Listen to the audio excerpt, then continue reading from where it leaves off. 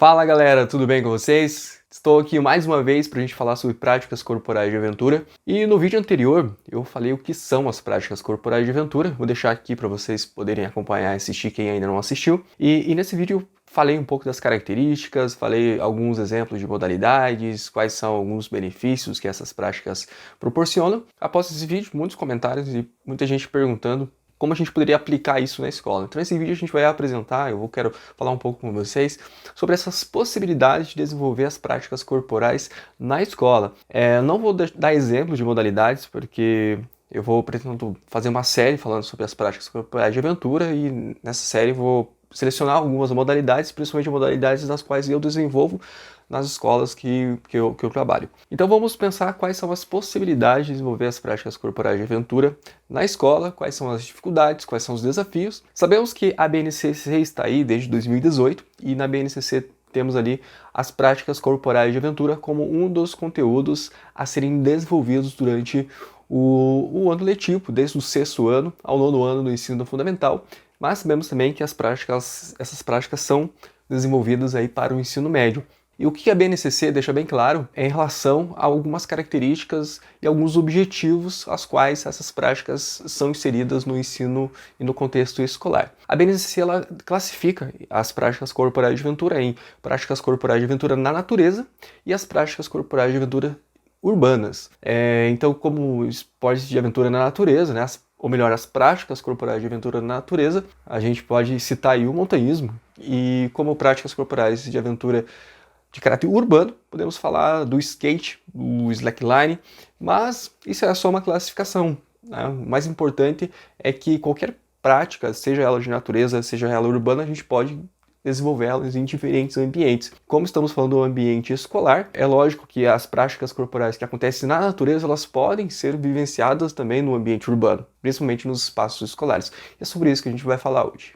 Uma das principais características, que inclusive está contemplada na BNCC em relação ao risco. Então é importante a gente entender que o risco é inerente à prática. O que significa o risco inerente à prática? Uma das principais características das práticas corporais de aventura, elas são práticas que têm incertezas, possuem imprevisibilidade, certo assim? Existe o risco, existe o perigo. E quando falamos dessas práticas serem desenvolvidas na escola, a primeira coisa que a gente pensa e que me perguntam sempre é: mas não são perigosas? Essas práticas, elas não têm risco para o aluno? E muitas vezes existe uma razão em pensar nisso, porque certamente essas práticas elas existem de uma forma inerente o seu risco, mas certamente toda prática esportiva possui o seu risco. Não somente as práticas corporais de aventura, mas quando a gente fala sobre elas, por ser práticas inovadoras no contexto escolar, certamente existe essa preocupação. Claro que cada prática tem um risco maior ou menor, mas todo risco a gente pode diminuir com a segurança. O conhecimento, o equipamento adequado, o espaço adequado e todo um processo de encaminhamento metodológico e pedagógico para que essas práticas sejam realizadas com toda a segurança possível. E já falando dos equipamentos, claro que cada modalidade exige alguns equipamentos que são específicos a essa modalidade selecionada. Se a gente for falar, por exemplo, da escalada esportiva, certamente a necessidade de ter uma parede escalada, um muro de escalada, um equipamento de segurança. Porém, em algumas práticas, os equipamentos podem ser mínimos, como por exemplo, desenvolver o parkour, que é praticamente o corpo e o espaço. Em relação ao espaço, isso é uma coisa bem interessante, que as práticas corporais de aventura, elas proporcionam essa apropriação dos espaços. É sair dos espaços delimitados por linhas, né, da quadra poliesportiva e explorar outros espaços que as escolas têm. Então, por exemplo, o parkour proporciona isso, vivenciar corporalmente os demais espaços escolares, ou seja, a gente poder se apropriar e pensar a educação física não somente como uma modalidade, uma atividade esportiva, um momento de recreação que acontece num espaço específico, e esse espaço seria a quadra. Não, essas práticas elas podem ser vivenciadas em diferentes espaços e apropriadas desses espaços.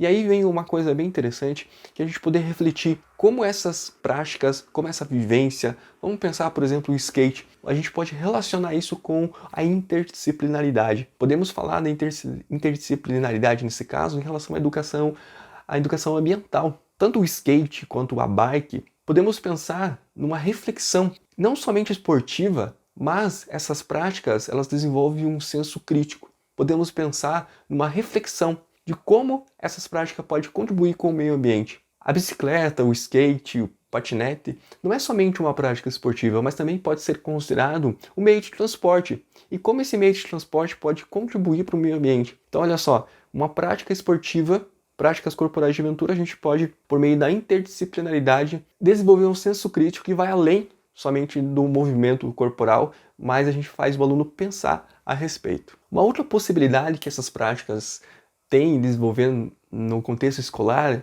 falando ainda da interdisciplinaridade, vou dar um exemplo. Orientação, né? Ou para muitos, corrida de orientação. É uma prática que pode ser desenvolvida não somente na educação física, mas muitos professores de geografia, inclusive, se apropriam dessa modalidade para o ensino de alguns conhecimentos, como, por exemplo, a leitura de mapas, o conhecimento de GPS, o conhecimento de bússola. E isso é uma prática que pode ser desenvolvida em conjunto com o professor de geografia. Então a gente pensa aí que a educação física e a geografia são duas disciplinas que acompanham o aluno em toda a educação básica.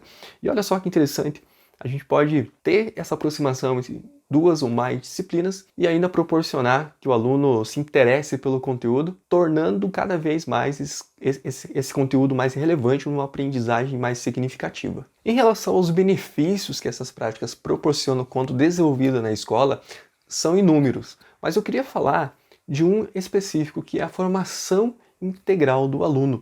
E isso é uma coisa que é muito debatida, muito discutida pelos pedagogos, principalmente, mas que a educação física ela tem uma possibilidade de desenvolver isso de um modo muito efetivo, por conta dessa facilidade da gente poder transformar algo que é teórico em modo prático e poder dialogar isso com outras disciplinas. E isso tornar significativo um aprendizado que o aluno vai levar além do conhecimento escolar, ele vai levar isso para toda a sua vida. Um outro aspecto bem interessante é a possibilidade desse aluno, quando ele sair da escola, ele poder continuar realizando a prática esportiva, ele poder continuar tendo a possibilidade de praticar esportes. Muitas vezes o aluno ele vivencia uma modalidade coletiva na escola, como por exemplo o vôlei ou futebol, mas quando ele sai da escola, ele não tem esse incentivo à realização de uma modalidade esportiva por conta do tempo, ele já está no mercado do trabalho, muitas vezes ele não tem o tempo necessário ou um local apropriado para essa realização esportiva que seja de modo coletivo, como por exemplo o voleibol ou o futebol. E a prática corporal de aventura, como por exemplo o skate, a escalada,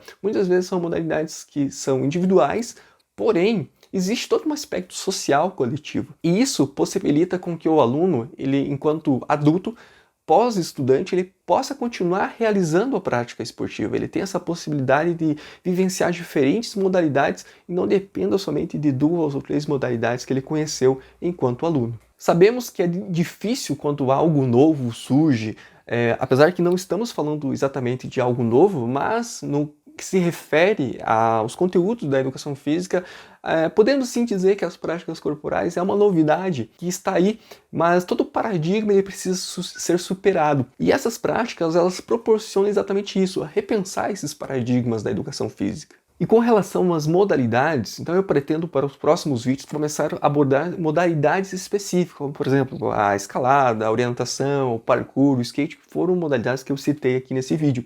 Então comenta aí, deixa nos comentários qual modalidade esportiva de prática corporal de aventura que você quer que eu grave aí para vocês, ok? E não se esquece, inscreva-se no canal, que isso vai ajudar bastante esse vídeo a se tornar relevante, e até a próxima!